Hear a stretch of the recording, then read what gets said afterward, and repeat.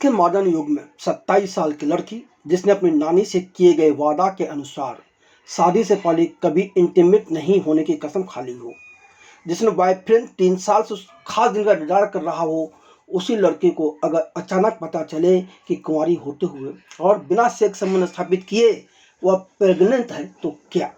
सोचिए सोचिए, इस सिचुएशन से युक्त कहानी वाली वेब सीरीज कितनी रोचक हो सकती है। मगर सुप्रीत कुंदर, चिराग महाबल, ऐसा नायर, दिव्यांशी शाह जैसे लेखकों की भारी भरकम टीम और 2 निर्देशकों ने मिलकर इस कहानी का बंटवारा कर दिया। तो अब आप या हम क्या कर सकते हैं, क्योंकि लेखक निर्देशक ही ये ना समझ हो तो उसका कोई इलाज नहीं। चौंकिए नहीं, हम तो प्रेम मिस्त्री और देवात्मा मंडल निर्देशित वेब सीरीज उफ अब क्या की बात कर रहे हैं। आज हम इसी वेब सीरीज की रिव्यू करने जा रहे हैं।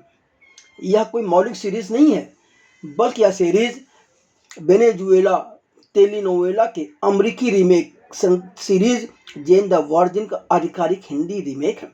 यह series OTT platform Jio Star पर 20 फरवरी से स्ट्रीम हो रही है। लेखक का निर्देशक मूल मुद्दे के साथ ड्रग्स रैकेट, हत्या, प्लास्टिक सर्जरी जैसे कई मुद्दे जबरन ठूस कर पूरी सीरीज का गुड़गोबर करके रख दिया। इसमें ना तो कॉमेडी है और ना ही रहस्य और रोमांस का तड़का ही बाकी रह गया है। जहाँ तक कहानी की बात है तो 6.5 घंटे की लंबी अवधि की सीरीज की शुरुआत होती है उस वक्त जब रूही 27 साल की हो चुकी है। पर कहानी बार बार कभी 2008 में कभी 2011 में जाती है। रूही की माँ पाखी, जिससे सोनाली कुलकर्णी ने निभाया है, भी रूही को जन्म देकर कुंवारी माँ बन चुकी है और अपनी माँ सुभद्रा, जिसे अपना मेहता ने निभाया, के साथ रहकर हर तरह की मुसीबतों का सामना करते हुए रूही की परवरिश की है और इस योग बनाया कि आज रूही समर प्रताप यानी कि असीम गुलाटी के मुंबई स्थित 5 सितारा होटल में ड्यूटी मैनेजर है। तो वहीं वह पिछले 3 साल से रूही पिछले 3 साल से पुलिस विभाग के इंटेलिजेंस ऑफिसर ओमकार जाधव, इस किरदार को अभय महाजन ने निभाया है, के साथ प्रेम संबंध में है।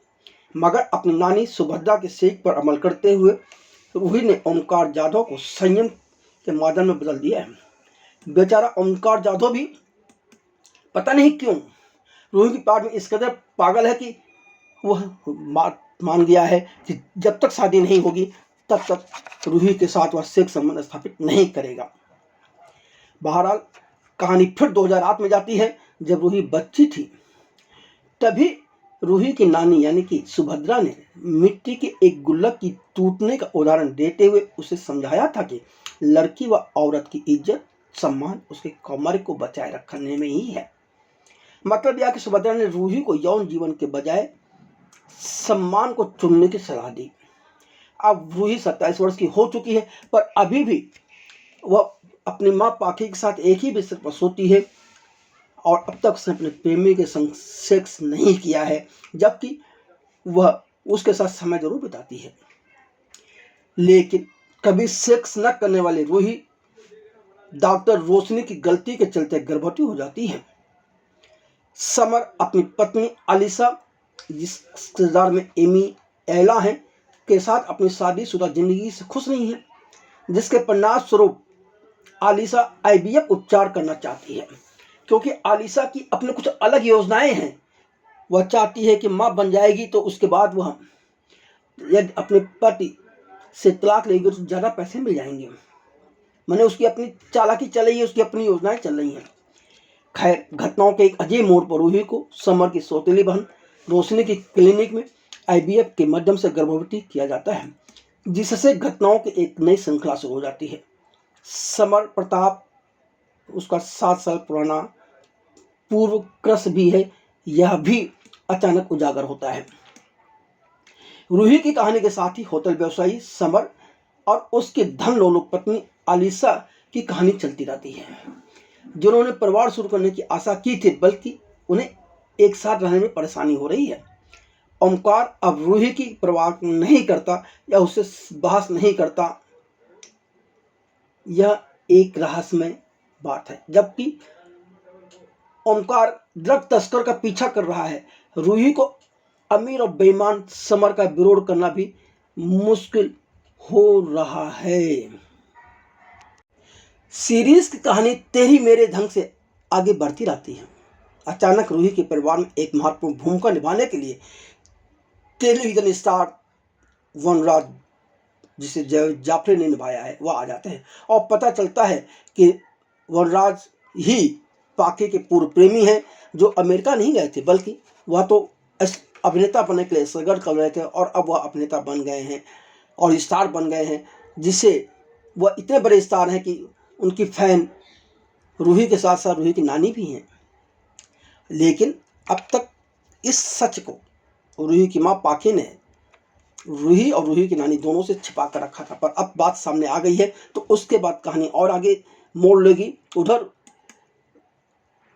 ओमकार अपने पुलिस विभाग के जांच प्रक्रिया में व्यस्त है और कहानी में क्या क्या हो सकता है आप सोच नहीं सकते। अब सवाल यह है कि 6.5 घंटे का यह समय देना कितना सही है कितना नहीं, क्योंकि G5 पर है तो ज़्यादातर लोगों पर इसके सब्सक्रिप्शन तो ही है, पर लगभग 40 मिनट लंबी अवधि के 8 एपिसोड की वेब सीरीज की कहानी और पटकथा में काफ़ी झोल है। झोल है मतलब झोल ही झोल है। निर्माता निर्देशक द्वय प्रेम मिस्त्री और देवात्मा मंडल ने अपनी कमजोरी को छिपाने, लोगों को जबरन हंसाने के लिए वॉइस ओवर का सहारा लिया है, जो कि मनोरंजन में खलल ही डालता है।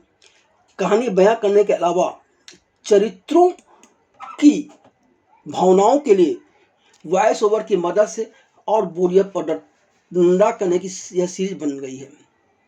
सीरीज का मूल उस भ्रम में नहीं था जो IVF की ओर ले गया था, जिसने अंततः कई नए समीकरणों को जन्म दिया था। मगर अफसोस की बात यह है कि लेखकों ने इतने सब प्लाट व मुद्दे ठूंस दिए कि वह स्वयं यह भूल गए कि भाई असली हमारी कहानी क्या थी और हमको कहाँ जाना है, और जिसकी वजह से आप यानी कि दर्शक भी इस सीरीज के साथ जुड़ाव महसूस नहीं कर पाता है। प्रत्येक एपिसोड के 40 मिनट में तमाम ऐसे सीन हैं जो कि गैरवाजिब हैं, जिनका कोई औचित्य ही नहीं है, पर भाई लेखक ने निर्देशक ने रख दिया है तो रख दिया है। जिस ढंग से सीरीज में रूही के पिता का आगमन होता है और रूही के पिता जिस ढंग की नौटंकियां करते होते और भी अजीबोगरीब है।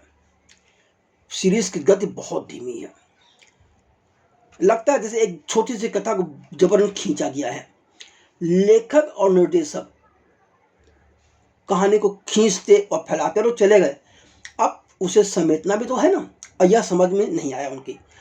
तो 8वें एपिसोड में बेतरतीब तरीके से पूरी कहानी को उन्होंने लपेट दिया, और उस वक्त किसी भी दर्शक को समझ नहीं आता कि आखिर यह नया कैरेक्टर कौन आ गया, या क्यों आया, कहाँ जा रही है कहानी, क्या हो रहा है। ये सब एक ही होटल के अंदर 4 घटनाक्रम चल रहे हैं और चारों एक दूसरे से अनभिज्ञ है, यह कैसे हो सकता है, बहुत अजीब सा लगता है।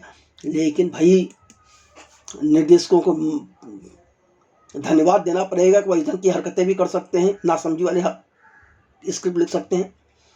निर्देशक ने इस बात को सफलतापूर्वक इशारा किया कि पारिवारिक जीवन में आने वाले अप्रत्याशित मोड़ों की कल्पना कोई नहीं कर सकता। इस सीरीज में समाज में मौजूद असुविधाजनक सच्चाइयों और पितृ सत्ता की खोज के बाद भी की गई है। ओमकार के साथ होने के बावजूद रूही द्वारा समर के लिए भावनाओं को स्वीकार करना, पाखी का बिना बताए शादी की गर्भवती हो जाना, गर्भाधान और भावनात्मक मुक्त दुग्धा जैसे क्षणों को बहुत ही अजीबोगरीब तरीके से इस सीरीज में पेश किया गया है। अब सवाल यह है कि कलाकार है और तो इनके अभिनय की क्षमता क्या रही, तो जीवन को आगे बढ़ाती जा रही भ्रमित और जटिल लड़की के किरदार रूही के किरदार में श्वेता बसु का अभिनय जरूर शानदार है। कई दृश्यों में श्वेता ने बहुत अच्छे इंप्रेशन दिए हैं, भाव दिए हैं। नानी सुभद्रा के किरदार में अपरा मेहता के हिस्से करने के लिए कुछ खास आया ही नहीं। पाके के किरदार में सोनाली कुलकर्णी याद रह जाती हैं। जावेद जाफरी के साथ उनकी प्रेम कहानी और केमिस्ट्री बहुत प्यारी है। टीवी स्टार वनराज भाटिया के किरदार में जावेद जाफरी की प्रतिभा का उपयोग ठीक से नहीं किया गया। ओमकार के किरदार में अभय महाजन में काफ़ी संभावनाएं नजर आती हैं और अभय महाजन इस बात को कहीं ना कहीं ले जाके प्रदर्शित करने में सफल है कि उनके अंदर जो प्रतिभा है वह उन्हें कभी न कभी स्टार बना सकती है, बशर्ते कि उन्हें एक अच्छे निर्देशक मिल जाए। समर प्रताप के किरदार में आसिम गुलाटी ठीक ठाक हैं। अलीशा के किरदार में एमी एला सिर्फ सुंदर लगी हैं, बाकी तो ठीक ठाक ही हैं। यदि आपने उप्स अब क्या होगा सीरीज देख ली है तो अपनी प्रतिक्रिया भी जरूर दें। आपको यह सीरीज कैसी लगी यह हमें बताने से ना चूकें।